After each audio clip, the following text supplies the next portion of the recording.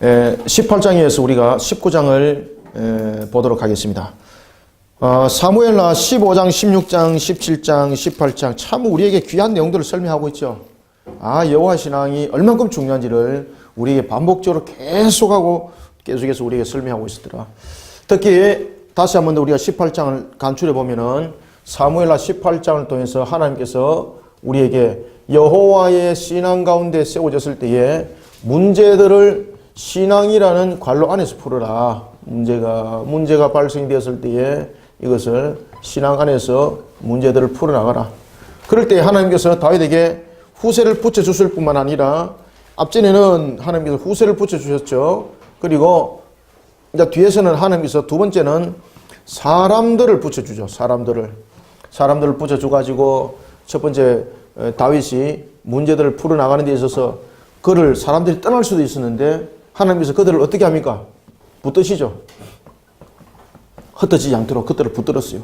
그리고 다윗이 자신의 완전함이라고 말할 수 있는 속에 자신이 전장에 나가려고 그럴 때에 사람들의 입을 통해서 왕은 머무소서 우리 10,000명보다 더 중요합니다. 왜냐하면 그 전쟁 자체가 전투 자체가 왕권 찬탈에 대한 문제이기 때문에 다윗이 죽게 되면 아무 의미가 없어요. 다윗은 그런데 그 전장에 나가려고 그러는 거예요. 사람의 완전함과 하나님의 완전함은 다르다. 그것을 사무엘하 18장이 우리에게 또 가르쳐줬다. 사람의 완전함이라는 것은 우리가 성경에 보면은 우리가 6을 말하고 있고 7을 말하고 있는데 유대인들의 입장에서 볼 때는 이 다 완전함이죠. 그죠? 완전한 수거든요. 완전수. 그런데 이 6은 우리가 또 한 측면에서는 불완전한 숫자라고도 우리가 말하고 있습니다. 왜 그렇습니까? 완전한 수에서 부족하다는 거죠. 그러면 이 6은 어떤 완전함인가? 이 6은 사람이 행할 수 있는 완전함입니다. 완전함. 아시겠습니까? 이 7은 뭡니까? 하나님께서 하시는 완전함이에요. 완전함. 그러니 사람의 완전함은 하나님의 완전함에서 바라보면 늘 부족해요. 아시겠습니까? 그래서 사탄도 여러분들 숫자가 7입니까? 6입니까? 6이에요. 6. 그들이 어떤 능력을 발휘해도 하나님의 완전한 능력은 그들 속에 나타날 수 없어요. 여러분들 아시겠습니까? 그러면 우리가 마귀 사탄을 물리칠 수 있는 능력은 누구의 능력입니까? 하나님의 능력, 하나님의 신앙. 아시겠습니까? 이것으로서 우리는 능히 물리쳐서 이길 수 있는 거예요. 그러니 이런 부분들을 쉽게 놓쳐버리면 안 되고 이런 부분들을 통해서 우리가 삼가 조명해야 될 부분들이 많고 또한 다윗의 신앙 고백들을 통해서도 그런 내용들이 굉장히 많이 등장을 하고 있습니다. 그래서 두 번째는 하나님께서 사람들의 입을 통해서 말하게 하시죠. 다윗의 이 불완전함을 하나님께서 커버를 하는 거죠. 그 다음에 세 번째는 하나님께서 어떻게 하십니까? 군대 장관이 되어주시죠. 숯불에서 전투를 벌였는데 다윗의 군대들은 그대로 보존이 되어 있는데 압살롬의 군대들은 그 속에서 완전히 압살을 당합니다. 그때 성경은 말합니다. 칼에 죽은 군사보다도 어디에서 숯불에 죽은 군사들이 더 많더라. 아시겠습니까? 그때 숯불에 죽은 군사들이 다윗의 군사들과 함께 죽었으면 이것은 대화가 달라지는 거예요. 그러면 자연적인 어떤 재앙들을 통해서 그들은 죽었다 말하는데 지금 똑같은 동일한 숯불 속에서 전투를 벌였는데 다윗의 군대는 보존이 되어 있어요. 그런데 압살롬의 군대들이 숯불에서 죽음을 당했어요. 아시겠습니까? 하나님께서 친히 싸우시죠. 그 여호와의 군대의 신앙, 여호와의 신앙 이렇게 하나님의 신앙 가운데 세워졌을 때 18장 이전에서는 후세를 통해서 하나님께서 그 길들을 열어주셨고 또한 사람들을 통해서 이 일들을 하시고 그리고 하나님께서 친히 두 번째는 후세를 통해서 첫 번째는 후세를 통해서 두 번째는 사람들을 통해서 세 번째는 어떻게? 하나님께서 친히 어떻게 해요? 군대 장관이 되어주세요. 그러니 여러분 마귀의 666도 하나님의 이 완전함 속에서는 이길 수가 없어요. 여러분들 아시겠습니까? 그러니 우리의 삶이 곧 신앙이고 이 삶의 문제들을 풀어나가는 것을 어떤 우리가 기발한 아이디어로 푸는 것이 아니라 항상 우리의 삶들에 문제가 생겼을 때 항상 말씀에 조명해보는 것을 습관처럼 여기시는 우리 성도들이 되시길 바랍니다. 그 속에 답이 있는 거예요. 여러분 아시겠습니까? 자, 이런 속에 이제 요압이 이제 전쟁에서 승리를 거두고 돌아왔습니다. 그 요압은 다윗의 아들 압살롬을 자기가 죽였지 않습니까? 그런데 그 부분들을 발설시키질 않습니다. 그 어느 누구도 그 문제들을 다윗에게 옮기지 못하도록 합니다. 그런데 문제는 다윗이 이 부분에 대해서 너무나도 슬퍼하는 거예요. 요압이 바라볼 때에 이 압살롬의 문제를 빨리 해결하지 못하게 되면은 또 다른 하나의 불만 세력들이 나타나게 되고, 그리고 자신이 설 위치가 흔들림을 당하게 되는 거죠. 그러니까 이 부분을 속히 그가 진화시키는 작업에 요압이 굉장히 적극적으로 나서게 됩니다. 오늘 본문에 보십시오. 어떻게 적극적으로 나서게 되는가 하면은 심지어 다윗을 협박까지 하기 시작합니다. 어떻게 협박하는가 하면은, 왕이여, 우리가 생명을 바쳐서 우리가 왕의 왕권을 보존했고, 그리고 우리의 생명을 바쳐서 그 원수 압살롬을 죽였다. 그건 당연한 것 아니가. 그런데 당신이 이 문제를 가지고 슬퍼한다는 것은 우리가 지금 잘못된 것 아니가. 이긴 우리가 잘못됐다는 것은 이거는 군사들에게 큰 사기를 떨어뜨리는 일이고, 또 하나는 이 군사들이 당신이 계속 그런 태도를 보이게 되면은 이 군사들이 당신 등 돌리고 떠나버린다. 그렇게 되면은 당신이 과거에 사울에 의해서 쫓김을 당할 때보다도 더 비참한 처지가 될 수가 있다. 선택하라. 이렇게 노는 겁니다. 막 협박하는 겁니다. 이 속에 다윗이 받아들일 수밖에 없었던 거예요. 그러니까 이 압살롬이 다윗의 그 정권들을 이끌어가는 마치 실세 모습이 되어버린 것입니다. 자, 우리가 한번 또 성경 본문 한번 읽어보겠습니다. 19장 1절부터 5절까지 6절까지 한번 읽어봅시다. 시작. 어떤 사람이 요압에게 아뢰되 왕이 압살롬을 위하여 울며 슬퍼하시나이다 하니, 왕이 그 아들을 위하여 슬퍼한다 함이 그날의 백성들에게 들림에, 그날의 성리가 모든 백성에게 슬픔이 된지라. 그날의 백성들이 싸움에 쫓겨 부끄러워 도망함 같이 가만히 성읍으로 들어가니라.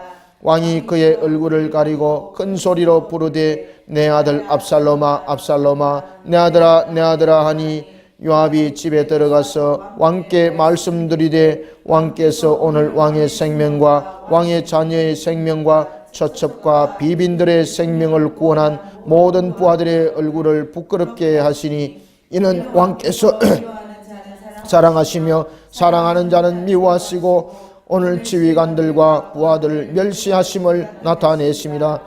오늘 내가 깨달았으니 만일 압살롬이 살고 오늘 우리가 다 죽었다면 왕이 마땅히 여기실 뻔하였나이다. 아멘. 와, 여러분들, 이게 왕이 해야 될 이야기입니까?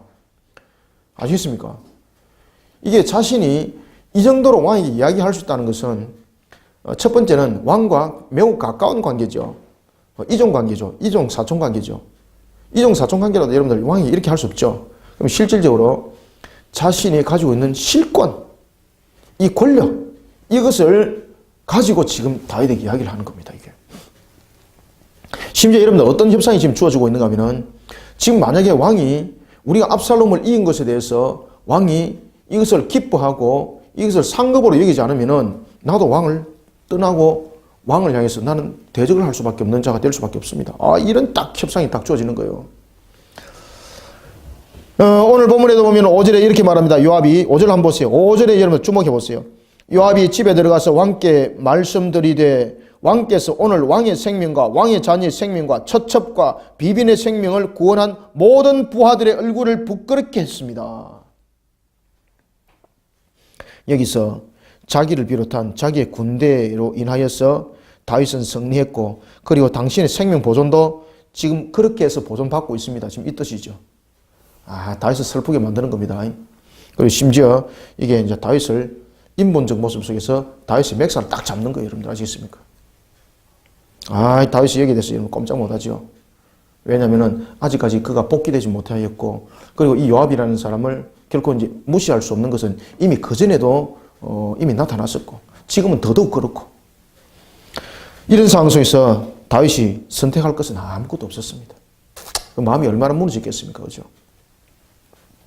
그러면 우리가 다시 한 번 더 역사를 되돌려 보면은, 다윗이 이 압살롬의 문제가 생기지 않도록 하기 위해서는 어떻게 하면 되겠을까요? 처음부터 여호와 신앙으로 출발했으면 이런 문제 안 생깁니다, 여러분들. 그죠? 자기 신의 아들 암논의 문제가 터졌을 때에 이 암논의 문제를, 압살롬의 문제가 터지기 전에 암논의 문제를 철저히 다스렸어야 되는 것이에요. 압살롬은 여러분들 20대부터 이미 그가 정권을 잡겠다는 것이 야망으로서 그가 꼽혔던 사람입니다. 그래 그는 자신의 형들이 제거되는 것이 자신에게는 큰 도움이 되는 거죠. 어떤 이유를 잡아서라도 형들을 제거하는 일에 그는 이미 계획된 사람이었습니다. 그래 아버지가 여호와 신앙으로 자녀들을 딱 간추리고 바로 세웠으면 이 문제 안 터졌습니다. 본질적으로. 그 여호와 신앙으로 이런 문제들을 바로 못 세우니까 자녀는 자녀대로 잃어버리고 자신의 모습은 자신의 모습대로 어중제비가 되는 거예요. 여러분들 아시겠습니까? 그래서 우리가 모든 것이 잘못됐을 때는 처음부터 다시 되돌려서 시작할 수는 없지만은 우리가 뭐 백투더 퓨처 우리가 뭐 어떤 타임머신을 타고 왔다 갔다 할 수는 없는 것 아니겠습니까? 우리의 미래를 가고 우리의 과거를 가고 그렇게 할 수는 없는 거잖아요. 그럼에도 불구하고 우리 속에 나타나야 될 것은 그럼에도 불구하고 우리의 시점에서 우리가 할 수 있는 것은 바로 회개신앙입니다. 우리의 과거를 회개하고 그리고 현재 모습을 다시 한 번 더 만들어가는 속에서 우리의 미래가 있는 것 아니겠습니까? 그러니 회개신앙이 매우 중요한 겁니다. 아주 중요한 겁니다. 그래야지 못하니까 뭐지 맥살 딱 잡혀버리잖아요. 자, 7절 보십시오. 이제 일어나 나가 왕의 부하들의 마음을 위로하여 말씀하십시오. 그죠? 왕이 지금 부탁하는 것이 아니라 왕에게 지금 길을 가르쳐 주고 있죠. 참 이거 참 난리 났습니다. 똥두구와 같네. 그죠? 자, 7절부터 8절 한번 읽어보겠습니다. 시작. 이제 곧 일어나 나가 왕의 부하들의 마음을 위로하여 말씀하옵소서. 내가 여호와를 두고 맹세하옵나니 왕이 만일 나가지 아니하면 오늘 밤에 한 사람도 왕과 함께 머물지 아니할지라. 그리하면 그 화가 왕의 젊었을 때부터 지금까지 당하신 모든 화보다 더욱 심하리다 하니 왕이 일어나 성문에 앉음에 어떤 사람이 모든 백성에게 말하되 왕이 문에 앉아 계신다 하니 모든 백성이 왕 앞으로 나오니라. 아멘. 지금 왕이 능동적으로 움직였을까요? 수동적인 피동적인 자세를 가졌을까요? 그렇죠. 그러니 우리가 신앙이라는 것이 참 중요합니다. 여러분들 아시겠습니까? 이거는 100번, 1000번, 10,000번 해도 반복해서 중요한 겁니다. 왕이 일어나 성문에 앉음에 이 요압의 강요에 의해서 피동적으로 지금 움직였습니다. 이 말입니다. 지금 왕이 성문에 앉았습니다. 왜? 그렇게 안 앉으면은 7절 보십시오. 오늘 밤에 한 사람도 왕과 함께 머물지 않겠다는 것은 지금 어떤 내용입니까? 요압도 떠난다는 이야기죠. 그러면은 당신이 왕이 된 것은 우리가 있기 때문에 지금 왕이 된 것인데 지금 당신 착각하지 마세요. 이겁니다. 아, 이 대단한 협박 아니겠습니까? 이때에 다윗은 요압의 쓰디쓴 충고를 받아들일 수밖에 없어요. 왜냐하면 왕권 회복을 위해서 새로운 걸음을 내딛기 위해서는 이 요압의 제안을 받아들여야만이 되는 것이었습니다. 참 여러분들 왕권이 회복되고 난 뒤에도 참 슬프잖아, 그죠?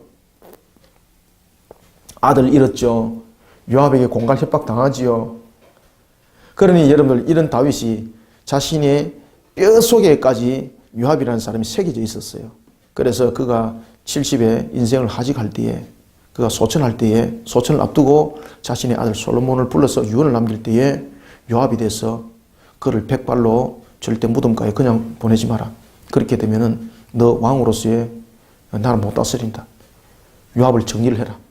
요압을 정리하는 것은 요압 한 사람만 정리하라는 것이 아니라 요압의 뿌리채 같이, 그죠? 요압이 가지고 있던 사조직까지 정리를 하라는 이야기예요.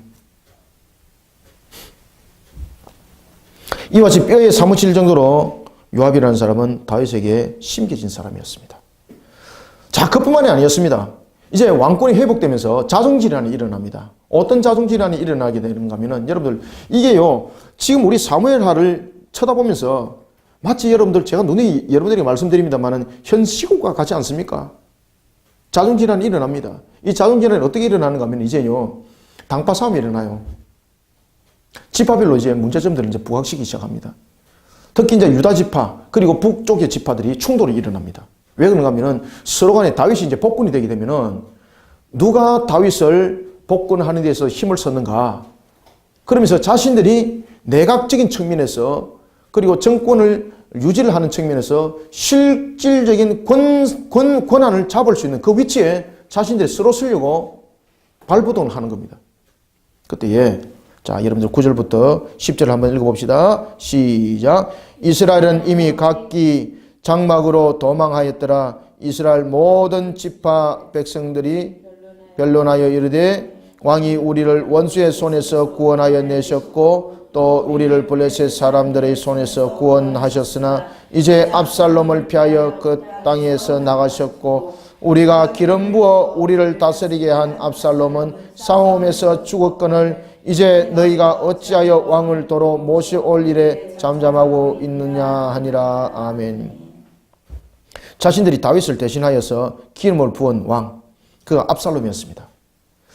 하나님께서 대리자를 통해서 기름 부음을 통해서 왕을 세운 사람이 다윗이라면은 지금 여기에도 본문을 보면은 압살롬이 지금 기름 부음을 받았다는 이야기죠. 그런데 이스라엘 역사 속에서도 이를 왕으로 인정하지 않습니다, 여러분들. 그들이 서로 뜻이 맞는 사람들이 기름 부은 거죠. 그래서 자신들이 다윗을 대신해서 기름 부어 왕으로 세운 그 압살롬이 죽습니다. 그런데 이 문제를 가지고 그들이 온 지파들이 모여서 향후 대책을 하는 겁니다. 이제 어떻게 되는가? 우리가 압살롬이 이제 제거됐는데 우리는 그럼 어떤 위치에 서야 되는가? 문제가 이제 생길 수 있지 않습니까? 자신들이 압살롬을 따랐기 때문에 지금 이 문제에서 정치적인 보복들이 올 수가 있잖아요. 그때 그들이 딱 뭉치버리는 거예요. 딱 뭉쳐가지고 자신들이 다윗을 먼저 오는 길에 길을 예비하는 그런 역할을 하는 겁니다. 따라서 그들은 압살롬의 왕권은 반역자들의 야망으로서 이루어진 그런 인간적인 왕권으로서 그 정통성이 없다는 것을 그들이 다시 한번 더 확인합니다. 뭐라고 확인하는가 하면 자 10절 보세요. 우리가 기름 부어 우리를 다스리게 한 압살롬은 싸움에서 죽었거늘 이제 너희가 어찌하여 왕을 도로 모셔올 일에 잠잠하고 있느냐 하니라. 압살롬의 왕권은 반역자들의 야망으로 이루어진 것입니다. 그런 인간적인 왕권으로서의 정통성은 없다는 것을 다시 한번 더 되짚어 보는 거죠. 자, 이런 속에 이제 성경 보십시오. 자, 다윗이 자신이 왕권으로서 지금 복권을 해야 되겠는데 문제는 이게 지파별로 지금 자존질환이 일어난 겁니다. 북쪽은 북쪽대로 지금 자존질환이 일어났고 남쪽은 남쪽대로 지금 자존질환이 일어났고 그러니까 다윗이 이제는 실각을 해서 그가 복권을 해야 되는데 정권을 다시 그가 회복을 시켜야 되는데 문제는 이게 자존질환으로 인해서 중심이 없는 겁니다. 그때 다윗이 이 속에서 실수함이 있는 거예요. 그래서 사람의 완전한 육이라는 것이 또 등장합니다. 다윗이 여러분 누구를 등장시킵니까? 사독과 아비아달을 등장시켜요. 이 사독과 아비아달을 왜 등장시킵니까? 지금 다윗이 잘 보십시오. 그러니까 여러분들 다윗이 잘하다가 톡 하나씩 붉어지고 잘하다가 톡 하나씩 붉어지잖아요. 그런데 문제는 톡 하나씩 붉어진 것들이 나중에 사건이 또 터집니다, 이게. 그래서 우리는 똑똑하게 뭔가를 하려고 하지 말고 신앙 가운데 붙들려서 하려고 하는 그런 발버둥 치는 자들이 그런 지혜자들이 되어야 되는 겁니다. 지금 다윗이 문제가 생겼습니다. 자존질환이 일어났죠. 그가 지금 복귀를 해야 되고 복권을 해야 되고 지금 왕권을 회복시켜야 되는데 문제는 이것이 쉽게 지금 문제가 정치적인 문제로서 매듭이 주어지지 않는 겁니다. 이때 다윗이 두 사람을 부릅니다. 누구를 불렀습니까? 오늘 본문에서 그 이야기를 하죠. 자, 11절 한번 읽어봅시다. 시작. 다윗 왕이 사독과 아비아달 두 제사장에게 소식을 전하여 이르되 너희는 유다 장로들에게 말하여 이르기를 왕의 말씀이 온 이스라엘이 왕을 왕궁으로 도로 모셔오자 하는 말이 왕께 들렸거늘 너희는 어찌하여 왕을 궁으로 모시는 일에 무엇이 됐더라? 그렇죠. 왜 나중에 되느냐 이 말입니다. 지금 북쪽 쪽에서는 자존질환이 스로간에 지금 자존질환이 북쪽 쪽에도 일어났거든요. 그러면서 그들은 의견을 하나로 지금 모으고 있어요. 어떻게 모으고 있는가 하면은 이제 우리는 압살롬을 버리고 다윗을 선택해서 다윗을 우리가 왕으로서 다시 재추대하고 그리고 그를 다시 세워서 복귀시키고 복권을 시키도록 하자. 그렇게 하는 부분에 우리는 앞장서야 된다. 그러지 않으면 우리 전부 다 희생타로 전부 다 사라질 수밖에 없다. 이렇게 그들이 정치적으로 그들이 야합을 또 하기 시작합니다. 이 다윗이 이것을 알았던 거죠. 그때 다윗이 여러분들 사독 아비아달을 누구에게 보냅니까? 유다 지파에게 보내는 거예요. 북쪽 지파에 보내는 것이 아닙니다. 북쪽 지파가 지금 진행하고 있는 상황들을 지금 이미 그가 정보를 통해서 알고 아비아달과 사독과 아비아달을 통해서 북쪽 지파 장로들에게 보내죠. 북쪽 지파 장로들에게 보내서 뭐라고 말하고 있습니까? 너희들은 어찌해서 온 이스라엘, 여러분 보세요. 중반절 보세요. 온 이스라엘이 왕을 왕궁으로 도로 모셔오고자 하는 말이 왕께 들렸거늘, 아시겠죠? 북쪽에서는 지금 그 이야기들이 주어지고 있죠. 그런데 어찌해서 내가 소속되어 있는 유다지파는 왜 그래 잠잠한가? 아시겠습니까? 지금 유다지파가 왜 잠잠했겠습니까? 유다지파도 여러분들이 잘 아시는 것처럼 압살롬을 따르는 측면, 다윗을 따르는 측면, 자존질환이 일어나가지고 쪼개져 버렸죠. 그죠? 그래 이들도 중심을 잡을 수가 없는 거예요. 그래서 이 다윗이 유다지파를 자신에게 하나로 묶기 위해서 사실은 정치적인 입장에 대해서 여러분 지역적인 이 사실 지역적인 정치가 여러분 돼서는 안 돼요. 우리나라도 여러분들 보면은 물론 정당이 지역적인 정당들이 만들어져서 지역적인 정당을 대변하는 건 좋습니다. 그런데 너무 큰 문제는 이 지역적인 정당을 가지고 자신들이 세력화를 형성하기 위해서 무엇을 만들어냅니까? 지역 감정을 만들어내기 때문에 지역 감정을 유발하기 때문에 문제가 되는 거잖아요. 저는 지역 정당 찬성하는 사람 중에 한 사람이에요. 왜?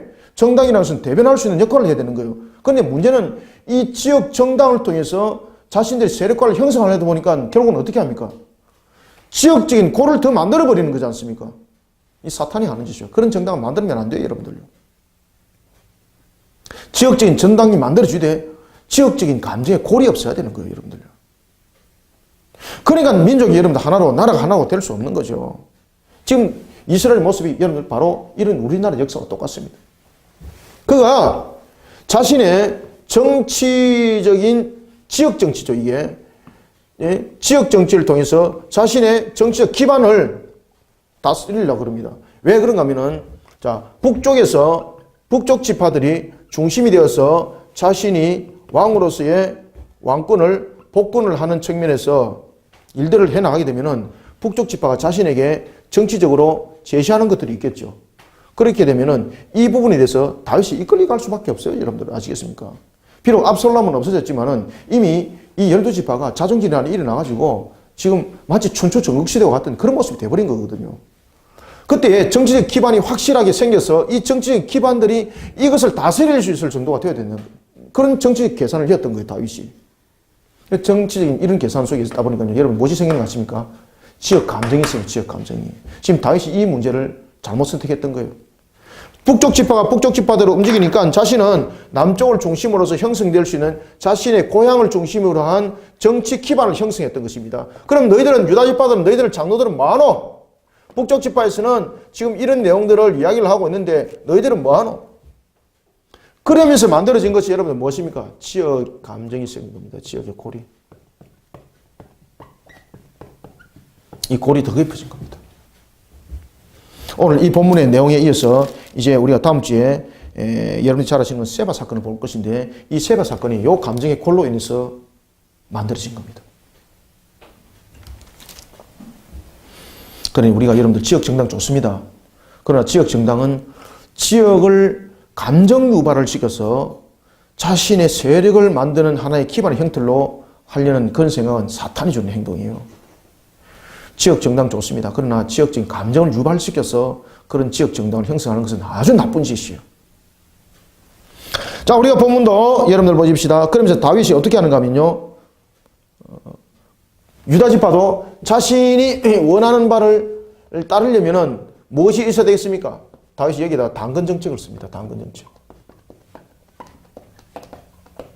이것이 여러분 다윗의 실수예요. 다윗의 실수. 그래서 다윗이 잘 하다가 하나씩 톡톡 불거지는 거 있죠. 이것이 보면 여러분들 잘 아시는 것처럼 이게 다 불신앙이에요. 불신앙. 그러니 우리가 신앙 안에서 문제들을 풀어나가는 것이 얼마나 중요한지 이것이 아무것도 아닌 것 같아도 여러분들 이게 제가 지금 여러분들에게 지금 몇 주째 이 문제들을 다루고 있는데 이 내용이 아무것도 아닌 것 같아도 이게 아주 중요한 문제입니다. 이 문제가. 그러니까 어떤 문제들을 신앙 안으로 끌고 들어가기 위해서는 여러분들 우리의 신앙이 분량이 되어야 되는 거예요. 그러면은 어떤 문제들이 생겼을 때 신앙 안으로 끌고 들어가기 위해서 우리의 신앙의 바탕이 되어야 되는 것이 있는데 이것이 여러분 말씀과 기도입니다. 말씀과 기도. 그렇기 때문에 말씀과 기도가 없는 사람은 영적으로도 우리가 마치 초등학문과 같은 그런 모습이 되고요. 모든 문제에 있어서 문제 접근하는 방법도 보면은 옛 사람의 옷을 그대로 입는 모습과 같은 그런 모습들이 많이 보여요. 그래서 말씀과 기도가 바탕이 되어 있지 아니하는 신앙은 신앙이라 말할 수 없어요. 여러분 아시겠습니까? 말씀과 기도가 바탕이 안 되어 있는데 어디서 여러분 신앙을 말할 수가 있어요? 절대 그럴 수 없어요. 그러니 우리는 말씀과 기도가 생명이에요, 생명. 그리고 또 하나는 말씀과 기도가 지식으로만 말씀과 기도가 아니라 이것이 삶으로 승화되는 말씀과 기도예요. 이것이 진짜 그리스도인이에요. 그것을 말해서 그리스도 문화라고 말하는 거예요. 자, 오늘 우리가 본문을 통해서 여러분들 보십시다. 어떤 당은 정책을 펼치는지. 자, 11절부터 15절까지 한번 읽어보겠습니다. 시작. 다윗이 사독과 11절. 예, 시작. 다윗 왕이 사독과 아비아달 두 제사장에게 소식을 전하여 이르되 너희는 유다 장로들에게 말하여 이르기를 왕의 말씀이 온 이스라엘이 왕을 왕궁으로 도로 모셔오자 하는 말이 왕께 들렸거늘 너희는 어찌하여 왕을 궁으로 모시는 일에 나중이 되느냐. 너희는 내 형제요 내 권력이거늘. 잠깐만요. 그렇죠. 지금 이렇게 문제를 풀면 안 되는 거예요. 아시겠습니까? 다 여러분들 보십시오. 이렇게 지역적인 감정고를 딱 만들어 나가잖아요. 그러면서 여러분들 당근 정책을 딱 펼치는데 북쪽 지파들이 특히 이제 베냐민 지파들이 그 모습 속에서 다윗을 딱 보는 거예요, 여러분들요. 자, 계속해서 읽습니다. 12절 시작. 너희는 내 형제요 내 권력이거늘 너희는 어찌하여 왕을 도로 모셔오는 일에 나중이 되리요 하셨다 하고 너희는 또 아마사에게 이르기를 너는 내 권력이 아니냐. 네가 요압을 이어서 항상 내 앞에서 지휘관이 되지 아니하면 하나님이 내게 벌 위에 벌을 내리시기를 바라노라 하셨다 하라 하여 모든 유다 사람들의 마음을 하나같이 기울이게 하며 그들이 왕께 전가를 보내어 이르되 당신께서는 모든 부하들과 더불어 돌아오소서 한지라. 왕이 돌아와 이름에 요단의 이름에 유다 족속이 왕을 맞아 요단을 건너가게 하려고 길갈로 오니라. 아멘. 그가 지금 당근 정책을 펼치면서 이스라엘의 장로들에게 그러죠. 그러면서 여러분들 무엇이라고 말합니까? 너희는 내 형제요 내 권력이요. 그 당근 정책 두 가지 펼치죠. 하나는 내 형제요 내 권력이다. 그리고 두 번째는 그가 누구에게? 아마사죠. 아마사에게 여러분들 그가 아마사는 여러분 누구를 따랐습니까? 압살롬을 따랐던 군대 장관이었거든요. 그러니까 이 다윗이 또 하나의 한 사람을 유화 정책을 펼치는데 그것은 뭔가 하면은 너가 나의 권력이 아닌가. 잘 보십시오. 12절에도 보면은 장로들을 통해서 유다 지파를 하나로 모을 때에 내 형제요 내 권력이라는 걸 통해서 그 모든 문제들을 풀어나가도록 하죠. 그 다음에 13절 보면은 아마사에게 또 뭐라고 말합니까? 너는 내 권력이 아니냐. 내 권력이 아니냐. 맞습니다.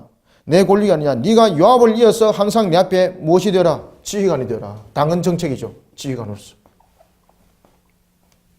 이미 아마사는 다윗을 여러분 배반한 사람이에요. 그런데 이를 배반한 상태로 그대로 두게 되면 어떤 문제가 터집니까? 또 다른 하나의 반란 세력으로 형성될 수 있는 요지가 될 수 있습니다. 그래서 이 문제들을 다윗이 사람의 생각으로 보면 아주 지금 문제를 잘 풀고 있는 거예요. 그런데 문제가 이것이 하나님께서 그에게 주어서 이끌어갔던 지혜로 이 문제를 푸는 것이 아니라 그가 오늘 본문에도 여러분 등장하고 있는 것처럼 북쪽 지파는 이러한데 아시겠습니까? 지금 북쪽 지파 이 문제를 만약에 거론이 안 되었다면 이 문제들이 아주 그가 문제들을 잘 풀어나가고 있는 겁니다. 그가 신앙 가운데 만약에 고백이 주어졌다면 원수된 것을 하나로 만들어 가잖아요. 그죠? 원수를 사랑하라. 맞지 않습니까? 그런데 그가 이 모든 문제들을 풀어나갈 때에 무슨 이야기를 하고 있습니까? 북쪽 지파는 이렇게 하는데 너희들은 왜 이렇게 하는데 아시겠습니까? 그러니까 정치적 기반에 대해서 자신의 세력화에 대한 것을 확실히 하겠다는 이야기죠. 이 부분 때문에 이제 지역 감정의 골들이 생기는 겁니다. 자, 16절부터 20절까지 읽습니다. 시작. 바후림에 있는 베냐민 사람 게라의 아들 시므이가 급히 유다 사람과 함께 다윗 왕을 맞으러 내려올 때에 베냐민 사람 1000명이 그와 함께하고 사울 집안의 종 시바도 그의 아들 15과 종 20명과 더불어 그와 함께하여 요단강을 밟고 건너 왕 앞으로 나아오니라.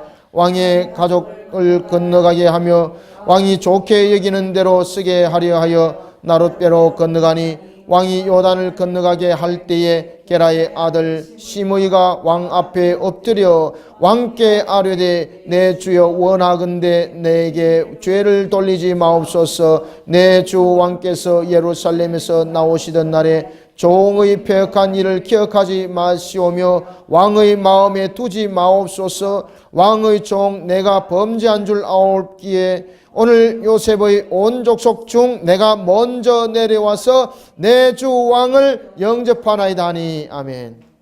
여러분들 여기서 이제 잘 보십시오. 그래서 우리가 어떤 정치적 문제, 우리나라의 현실도 마찬가지입니다. 정치적 문제, 이런 문제들을 모두 다 여러분들 하나님 말씀에 그 반석에 올려놓고 전부 다 여러분 따져보고 우리가 비춰봐야 되는 거예요. 그 나라가 건강한 나라 되고 그 나라가 부강한 나라 됩니다. 오늘 본문도 여러분들 보시면은 잘 보십시오. 지금 다윗이 하나님을 향한 신앙으로서 그가 가는 것이 아니라 남쪽과 지금 북쪽에 대한 부분을 뒀을 때에 사실 자신의 정치적 고향 그리고 자신의 정책 기반은 북쪽 지파가 아니거든요. 남쪽 지파를 통해서 북쪽을 다스릴 수 있는 그런 그게 됐을 때에 자신이 또 경고에 설 수 있다는 거죠. 이런 판단을 다윗이 내린 겁니다. 그런 속에 지금 그가 유다 지파의 장로들을 세워서 이 내용들의 지금 정책들을 지금 펼쳐나가고 있지 않습니까? 그때 잘 한번 보십시오.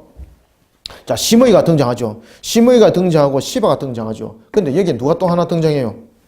시므이가 등장하고 그리고 누가 등장합니까? 시바가 등장하는데 여기에 무엇이 중간에 툭 끼어져가 있습니까? 베냐민 사람 몇 명? 그렇죠. 베냐민 사람이 왜 1000명 나와요, 그게? 내가 그만큼 군사가 있다는 것을 증명하는 거죠. 그런데 실질적으로 오늘 본문 속에서도 그 이야기를 합니다. 자, 바울임에 있는 베냐민 사람 게라의 아들 시므이가 급히 유다 사람과 함께 다윗 왕에 맞으려 내려올 때에죠. 올 때에 베냐민 사람 1000명이 그와 함께하고 사울 집안의 종 시바도 그의 아들 15과 종 20명과 더불어 그와 함께하여 요단강을 밟고 건너 왕 앞으로 나오니라. 자, 여러분들 오늘 본문에 보면 시므이는 여러분들 잘 아시는 것처럼 다윗을 향해서 저주를 했던 그런 자였지 않습니까? 이런 이 시므이가 철저히 계산된 행동을 펼쳐지고 있는데 이 시므이에 관해서도 다윗이 유언을 남길 때에 이 시므이 문제를 그냥 지나가면 안 된다라고 솔로몬에게 유언을 남깁니다. 특히 솔로몬에게 유언을 남겼던 두 사람이 누굽니까?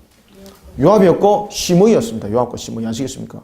이 시므이를 잘 보시면 압니다만은 그가 요단강을 도하기 전에 베냐민 지파의 실력자인 그런 이 내용들 속에서 우리가 등장하는 것이 있는데 특히 여러분 시므이와 함께했던 베냐민 지파의 1000명 그들은 다윗의 진영을 대항할 수 있는 군사들의 충분한 숫자는 되지 못하지만은 요단강을 건너는 측면에서 그들을 막는 데 있어서는 아주 중요한 병사의 수사가 될 수 있는 겁니다. 평지에서 여러분들 1000명과 강을 사이에 끼고 1000명은 달라요, 여러분들. 아시겠습니까? 이미 그들은 강을 건너와야 되고 강을 건너오는 측면에서 1000명이 이미 포진되어 있습니다. 이것은요 10,000명, 20,000명보다도 더 강한 힘을 발휘할 수 있습니다. 왜? 강이라는 것이 장벽이 되기 때문에 한꺼번에 몇만 명들이 못 넘어오잖아요. 그러면은 실질적으로 이게 어떤 뉘앙스를 두고 있는가 하면은 내가 이런 세력도 있다는 거죠. 그럴 때 다윗이 함부로 손 못 댄다는 겁니다. 그런데 또 하나 중요한 것은 잘 보십시오. 오늘 본문에도 스루의 아들 아비새가 뭐라고 말하는가 하면은 거전과 또 통이라는 이야기를 이렇게 말해요. 자, 21절 한번 먼저 읽어봅니다. 21절 시작. 스루의 아들 아비새가 대답하여 이르되 시므이가 여호와의 기름 부으신 자를 저주하였으니 그로 말미암아 죽어야 마땅하지 아니하니까 하니라. 아멘. 거전의 것을 지금 오늘 본문에 등장하고 있는 아비새가 지금 기억을 하고 있는 거죠. 이제는 이제 역전이 됐단 말이죠. 그를 죽여버립시다 라고 말하니까 여러분 다윗이 그를 손을 못 대도록 합니다.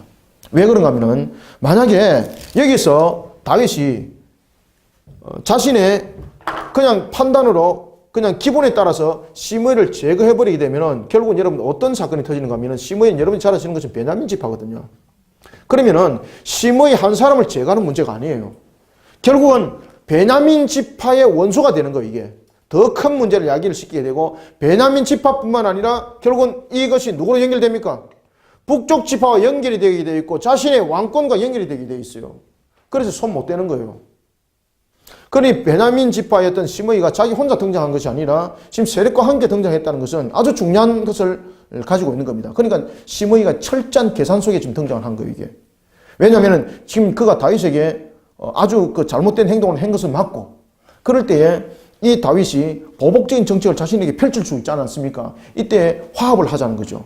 화합적인 측면에서 자신이 다가왔습니다. 화합적인 측면에서 화해 정책을 하기 위해서 자신이 먼저 용서를 구할 때에 그냥 용서를 구하는 것이 아니라 자신이 세력자라는 것을 보여주는 거예요. 그럴 때에 나를 잘못 손대게 되면은 이스라엘 전체가 당신에게 다시 대항합니다. 이거지 않습니까? 이 다윗이 그것을 딱 본 거죠.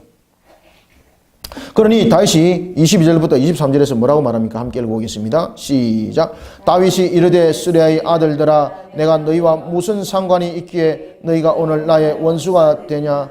오늘 어찌하여 이스라엘 가운데서 사람을 죽이겠느냐? 내가 오늘 이스라엘의 왕이 된 것을 내가 알지 못하리요 하고 왕이 시므에게 이르되 네가 죽지 아니하리라 하고 그에게 맹세하니라. 아멘.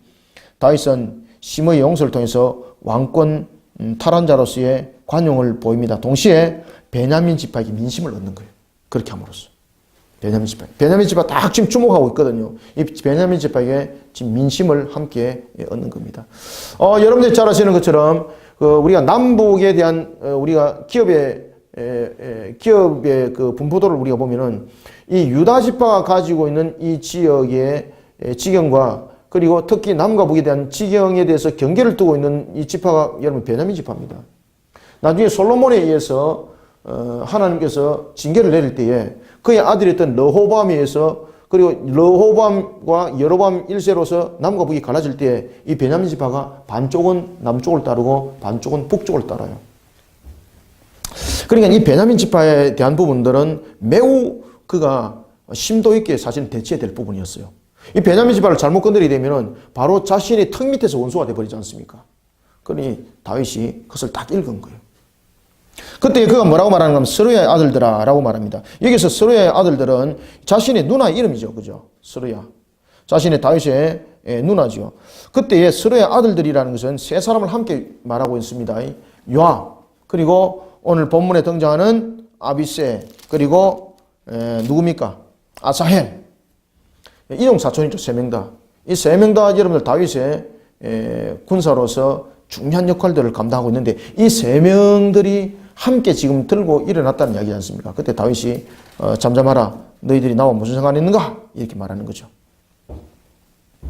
자, 이런 속에 이제 다윗이 예루살렘으로 이제 복권되어서 가는 길에 누가 등장합니까? 머비보셋가 드디어 등장합니다. 머비보셋가 등장해서 오늘 본문에 보면은 뭐라고 말하는가 하면은 왕권을 상실한 다윗에 대한 그 슬픔의 표시가 자신의 발톱을 깎지 않았던 그뿐만 아니라 발을 씻지 않았던 것들, 심지어 그는 수염을 깎지 않았던 것을, 옷을 빨지 않았던 내적 슬픔 속에 있었습니다라는 것을 고백을 하는 거예요. 잘 먹고 잘 사는 것이 아니라. 그러니까 시바의 말과 완전 다른 거죠. 24절 봅니다. 사울의 손자 머비보셋이 내려와 왕을 맞으니 그는 왕이 떠난 날부터 평안히 돌아온 날까지 그의 발을 맵시내지 아니하며 그의 수염을 깎지 아니하며 옷을 빨지 아니하였더라. 내적 슬픔을 표현하고 있는 겁니다. 여러분들요. 그러니까 이 얘기 여러분들 여기 나중에 뒤에 이제 보시면 압니다만 머비보셋이 이 시바와 다른 점들이 있다면은 무엇이 있는가 하면요. 이 물질보다는 왕의 안녕을 더 걱정했던 사람이었어요. 그러니까 하나님께서 여러분들이 잘 아시는 것처럼 머비보셋의 그 후손들을 하나님께서 다 보게 하지 않습니까? 그 근원적인 것은 물론 요나단에 대한 부분으로서 출발은 되지요. 그럼에도 불구하고 여러분들 머비보셋이 마치 자신의 아버지의 모습을 닮은 것 같은 그런 신앙도 함께 곁들여 있다는 것을 우리가 볼 수가 있습니다. 자, 25절부터 30절 쭉 읽겠습니다. 시작. 예루살렘에서 와서 왕을 맞을 때에 왕이 그에게 물어 이르되 머비보셋이여 네가 어찌하여 나와 함께 가지 아니하였더냐 하니 대답하되 내 주 왕이여 왕의 종인 나를 다리 절므로 내 나귀의 안장을 지워 그 위에 타고 왕과 함께 가려 하였더니 내 종이 나를 속이고 종인 나를 내 주 왕께 모함하였나이다. 내 주 왕께서는 하나님의 사자와 같으시니 왕의 처분대로 하옵소서. 내 아버지의 온 집이 내 주 왕 앞에서는 다만 죽을 사람이 되지 아니하였나이까. 그러나 종을 왕의 상에서 음식 먹는 자 가운데에 두셨사오니 내게 아직 무슨 공의가 있어서 다시 왕께 부르짖을 수 있사오리까 하니라. 왕이 그에게 이르되 네가 어찌하여 또 네 일을 말하느냐. 내가 이르노니 너는 시바와 밭을 나누라 하니 머비보셋이 왕께 아뢰되 내 주 왕께서 평안히 왕궁에 돌아오시게 되었으니 그로 그 전부를 차지하게 하옵소서. 아멘. 이게 여러분들 빗대서 하는 소리가 아니고요. 이것이 실질적으로 왕의 안녕을 걱정하는 자로서의 인격의 성숙함을 말하고 있는 겁니다. 이 다윗이 여러분들 보면 아십니다만 시바가 자신에게 다가와서 머비보셋에 관한 거짓을 증거했을 때에 그가 감정적으로 탁 개입을 하죠. 그래서 우리가 여러분들요, 신앙은 감정적으로 개입을 하면 안 돼요. 항상 말씀과 기도가 바탕이 안 돼 있으면 신앙이라 말하면 안 돼요. 그러니까 그런 부분에 한 부분들이 나중에 뚝뚝 불거져서 문제들이 불거지고 또 사건들이 불거지지 않습니까?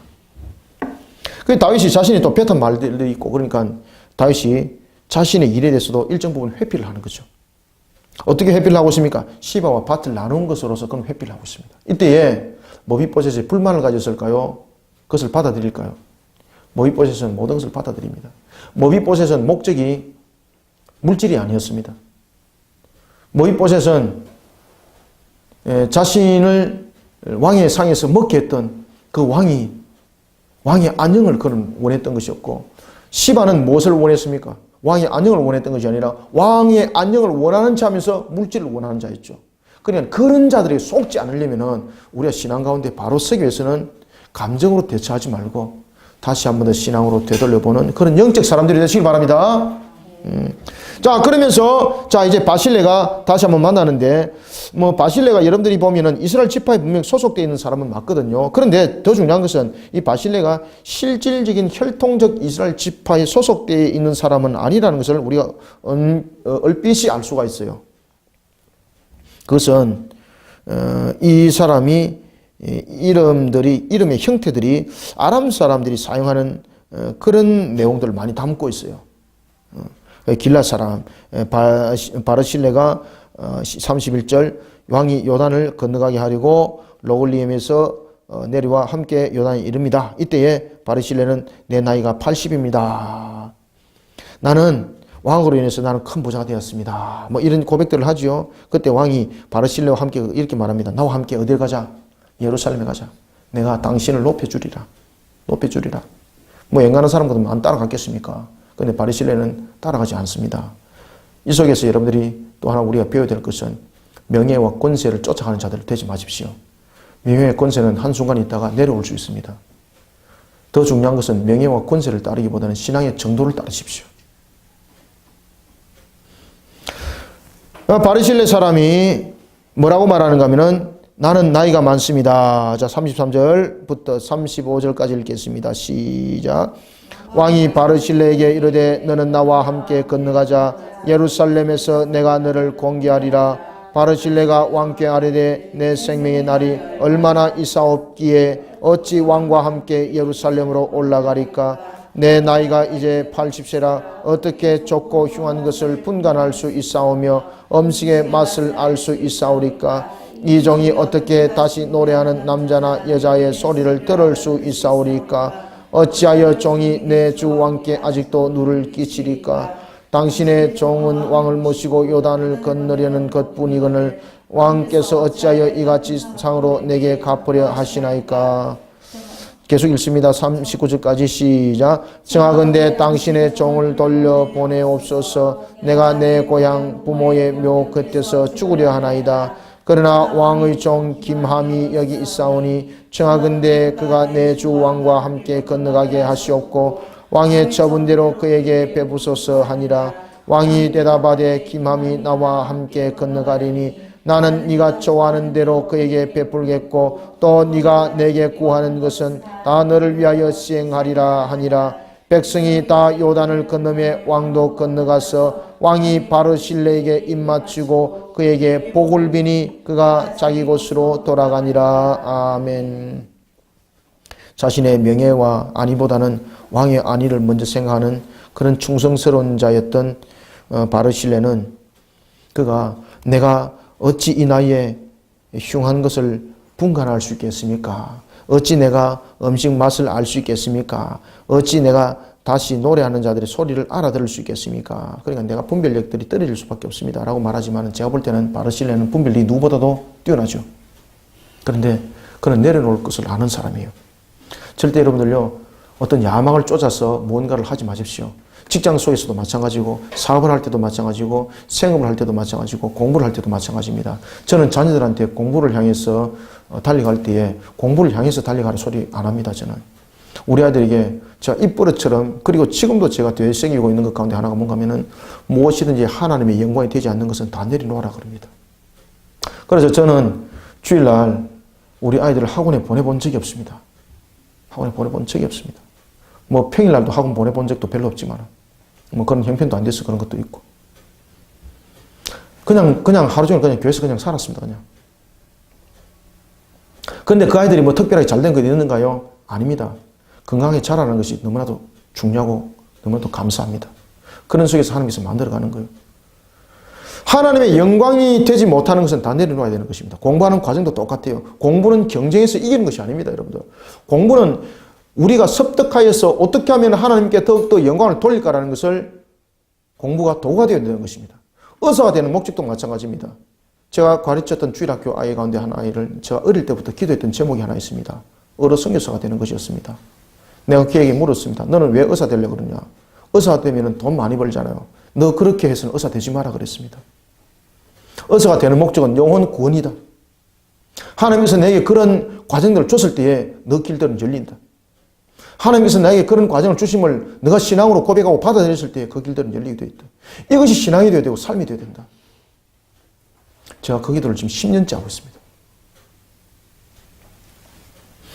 바르실레가 바로 그런 사람이었습니다. 무엇을 하든지 하나님의 영광이 되지 않는 것은 자신이 내려가는 겁니다. 그러면서 그가 이렇게 말합니다.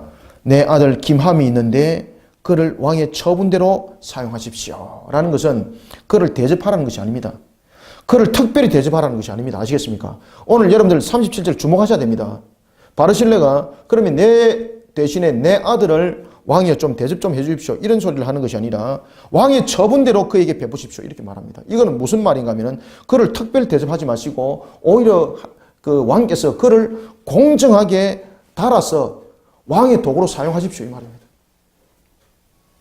저와 여러분들이 어떤 관계 속에서도 하나님의 영광을 위해서 쓰임받는 도구가 되어야 되지 하나님께서 우리를 달아서 쓰는 도구가 되어야 되는 것이지 우리의 뭔가를 이루려고 하는 목적 속에서 신앙하면 그것은 정말로 그건 사탄이에요. 여러분들. 사탄이 주는 신앙이에요. 신앙이라 할 것도 없지만 그래서 왕의 처분대로 아시겠습니까? 하나님의 처분대로입니다.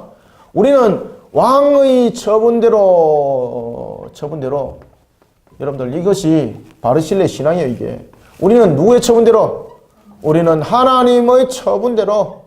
여러분들 하나님은 우리를 그저 처분하여서 자신의 덕을 세우기 위해서 팔아먹질 않아요. 하나님은 우리를 하나님의 처분대로 두시면은 우리를 더욱더 영광스럽게 만들어 나가요. 그것이 창세기 1장 28절에서 하나님께서 우리에게 주신 말씀이잖아요. 어떻게 하시라고 하나님께서 우리에게 말씀하셨어요. 어떻게 될 것이라고 하나님께서 말씀하셨어요. 너희들은 어떻게 할 것이라? 생육하고 번성하고 충만할지라고 하나님께서 말씀했지 않습니까? 그래 하나님 처분대로 우리가 따르게 되면 생육, 번성, 충만의 역사는 자연스럽게 일어나는 거예요. 그러니 하나님의 영광을 위해서 달려가는 것이 너무나도 중요하다는 사실입니다. 그런 속에 이스라엘은 계속해서 분쟁이 일어납니다. 이것이 다윗이 신앙으로 함께 묶질 못하는 요인이 되었기 때문입니다. 다윗이 12지파를 제일 처음에 하나를 묶었던 요인이 언약궤였죠. 하나님 말씀이었죠. 이 모습 속에 그가 세워지는 것이 아니라 이제는 지역적인 측면에서 나의 정치적 기반이 무엇이 될 것인가 라는 것에 선택이 주어졌을 때에 자중지라는 골이 더 깊어지기 시작했습니다. 그것이 오늘 40절부터 이제 20장에 그 내용들이 펼쳐지는 겁니다. 자, 이 40절부터 43절까지 읽어봅니다. 시작. 왕이 길가로 건너오고 기맘도 함께 건너오니 온 유다 백성과 이스라엘 백성의 절반이나 왕과 함께 건너니라. 온 이스라엘 사람이 왕께 나와 왕께 아뢰되 우리 형제 유다 사람들이 어찌 왕을 도둑하여 수도 이제 아시겠죠? 계속해서 자중질환 지금 일어나고 있는 거죠. 지금 이 문제가 이렇게 일어나면 안 되는 문제지 않습니까? 이 문제들이 여러분들 왜 일어나겠습니까? 자신들의 정치적인 위치를 찾으려고 하기 때문에 문제가 일어나는 것입니다. 그런데 우리의 정치적 기반들이 왜 필요합니까? 우리의 정치적 기반도 마찬가지입니다. 하나님의 영광을 위해서 하나님이 서시고자 하는 것에 우리가 쓰임받는 것이지, 어찌 우리가 우리의 권한을 말하고 있고 우리의 위치를 말하고 있고 우리의 나갈 바를 말할 수가 있겠습니까? 그런 속에 나라는 쪼개진 겁니다. 지역 감정이 그렇게 생긴 겁니다. 자, 계속해서 읽습니다. 41절부터 시작. 온 이스라엘 사람이 왕께 나와 왕께 아뢰되 우리 형제 유다 사람들이 어찌 왕을 도둑하여 왕과 왕의 집안과 왕을 따르는 모든 사람을 인도하여 요단을 건너가게 하였나이까 하며, 모든 유다 사람이 이스라엘 사람에게 대답하되 왕은 우리의 종친인 까닭이라. 너희가 어찌 이 일에 대하여 분내느냐? 우리가 왕의 것을 조금이라도 얻어먹었느냐? 왕께서 우리에게 선물로 주신 것이 있느냐? 우리 특기 입은 것이 없다는 거죠. 43절 읽습니다. 시작. 이스라엘 사람이 유다 사람에게 대답하여 이르되 우리는 왕에 대하여 열 몫을 가졌으니 다윗에게 대하여 너희보다 더 관계가 있거늘 너희가 어찌 우리를 멸시하여 우리 왕을 모셔오는 일에 먼저 우리와 의논하지 아니하였느냐 하나, 유다 사람의 말이 이스라엘 사람보다 어떻게 되더라? 더 강경하였더라. 아멘. 황궁의 문제를 먼저 생각하고 먼저 이 문제를 제시한 당사자들이 자신들의 힘을 밝히고 있는데, 근데 너희들은 우리의 의견들을 왜 따르지 않고 왜 우리가 의논도 안 하고 너 마음대로 하노? 이 자중질환이 일어난 겁니다. 무엇은 이야기입니까? 자신들의 정치적 입지, 위치, 그것을 찾겠다는 이야기예요. 오늘 우리는 사무엘하 20장을 통해서 우리가 마치 사소한 문제라도 이것을 사소하게 여기지 말고 이 사소한 문제 속에서 더 큰 문제가 야기될 수 있다는 사실을 알고, 오늘도 우리를 신앙 가운데 항상 우리가 밝게 조명하고, 하나님, 내가 이 문제들을 어찌 풀어나가면 좋으리까? 은혜를 구하는 우리 성도들이 다 되어서 2017년 하나님의 영광의 꽃을 여러분들의 모든 삶들을 통해서 여러분들의 자녀들도 하나님의 영광의 꽃이 되기를 주님의 이름으로 축원합니다.